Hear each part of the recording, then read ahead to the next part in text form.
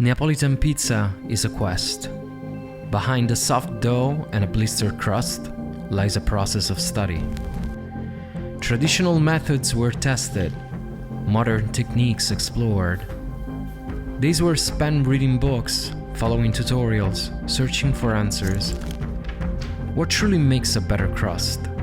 Higher hydration, simplicity, or countless hours of fermentation? Then, out of curiosity, a different approach. Artificial intelligence was asked to design a Neapolitan pizza dough. A dough that could be good and still carry the identity of Mile Zero Kitchen.